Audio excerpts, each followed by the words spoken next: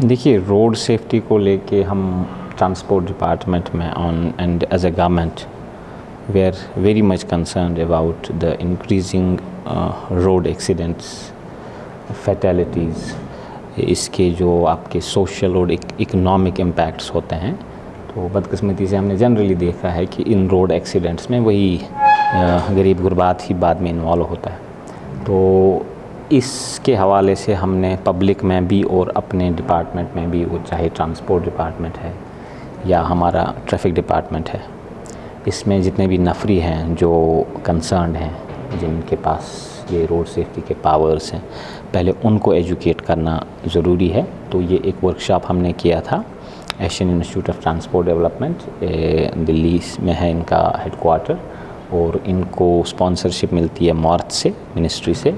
तो इनका ये मैंडेट है कि ये गवर्नमेंट ऑफिशियल्स को या पब्लिक को ट्रेनिंग देते हैं रोड सेफ्टी को लेके।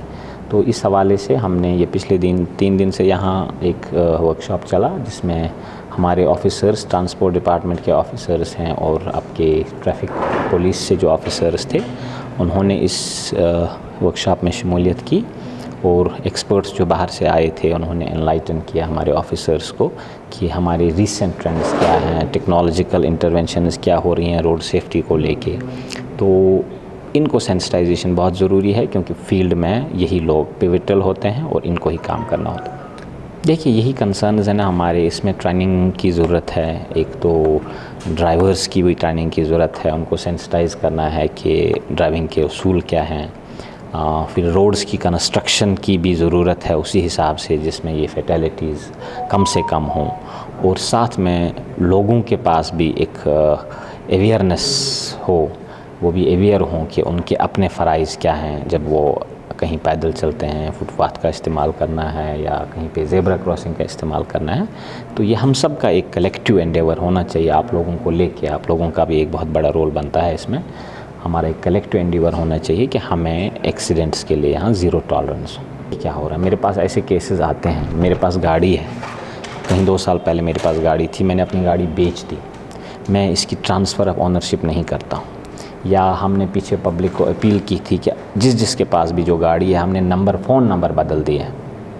मेरा कोई पुराना नंबर चल रहा था, मेरी गाड़ी के साथ लिंक था, वो नंबर किसी और को अलॉट हुआ है, तो मैंने अपनी गाड़ी का यहाँ नंबर अपडेट नहीं किया है। तो उस वजह से चालानी के जो मैसेजेस हैं वो इधर उधर जाती हैं।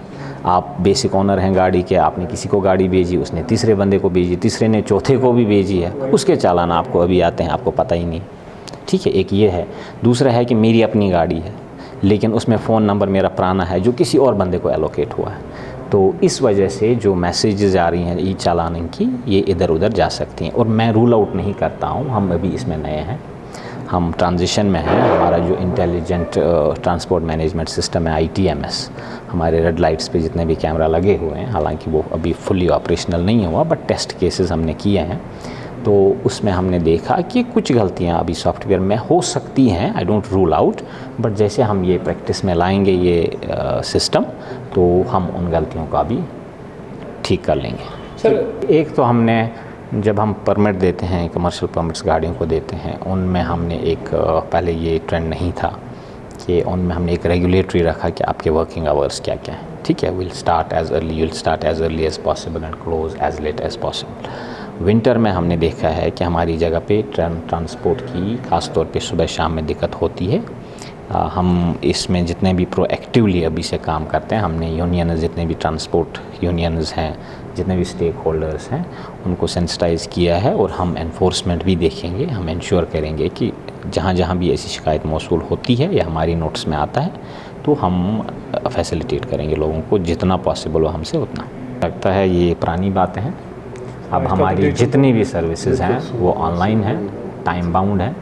इनफैक्ट बहुत सारी सर्विसेज जहाँ हमने ज़्यादा सिक्योरिटी नहीं करने की ज़रूरत नहीं है, सिस्टम से ऑटो सिक्योरिटी नहीं होती है कुछ चीज़ों की। ठीक है, कोई फॉर एग्जांपल कोई सर्विस है मुझे आपको देनी है, जिसको लेके मुझे सिर्फ इंश्योरेंस चेक करना है या गाड़ी का फिटनेस चेक करना है, तो ये दोनों चीज़ें अगर मेरे सिस्टम में ऑलरेडी मौजूद हैं, तो मैं आपको तकलीफ़ नहीं देता हूँ दफ्तर आने की। ठीक है, ये सिस्टम ऑटो चेक कर लेता है और ऑटो अप्रूवल पे चला, ये मेरे तक भी नहीं रखता। आपने अप्लाई किया, सिस्टम से ऑटो चेक हो गया, 5 दिन 10 दिन 1 महीने के बाद ऑटो अप्रूवल हो जाएगा। तो मैं अगर नहीं भी देखूं इस आपके एप्लीकेशन को, ये खुद से अप्रूव हो जाएगी। तो इस लेवल तक हम गए हैं। हमने बहुत सारी सर्विसेज आधार बेस्ड की हैं इसी वजह से कि हमारे पास लोगों को नहीं आना पड़े। तो मैंने ही अपने सिर्फ 6 महीने में जो मुझे डिपार्टमेंट में हो गए, मैंने एक बहुत सिग्निफिकेंट चेंज देखी अपने टेन्योर में। मेरे से पहले भी लोगों ने बहुत किया था इस ऑनलाइन सिस्टम को लेके, मेरे जितने भी प्रीडेसेसर्स हैं। इन 6 महीने में भी बहुत सारी प्रोग्रेस हो गई ऑनलाइन को लेके। मैंने बहुत हद तक लोगों का फुटफॉल जो है मेरे ऑफिस में रिड्यूस होते देखा है। और इंशाअल्लाह आइंदा जब ये सर्विसेज पॉपुलराइज हो जाएंगी लोगों में, उनमें भी थोड़ा वो रुझान आएगा कि नहीं आरटीओ जाने की ज़रूरत नहीं है, तो मुझे लगता है वक्त के साथ साथ लोगों का फुटफॉल जो है आरटीओ में बहुत कम होगा और वक्त भी बहुत कम लगेगा। देखिए 2-4 चीज़ें इंपॉर्टेंट है। एक तो आपने फॉर एग्जांपल ये इशू फ्लैग किया कि ई चालान का इधर उधर हो जाता है मैसेज, उसकी बेसिक वजह हम ही हैं। ठीक है, अगर मैंने गाड़ी बेची आपको, आपने उसको भेजी, उसने उसको भेजी, कागज़ों की कभी ट्रांसफ़र हुई नहीं। एक तो ये पहले आपकी सेफ्टी आपके लिए ठीक नहीं है, बिकॉज़ इस गाड़ी से कल को कोई भी एक्सीडेंट हो, इंश्योरेंस ना हो, क्लेम आपको देनी है जिसके नाम की गाड़ी। तो मेहरबानी करके अपनी गाड़ियाँ अगर कहीं बेची हैं उनको ट्रांसफ़र करें।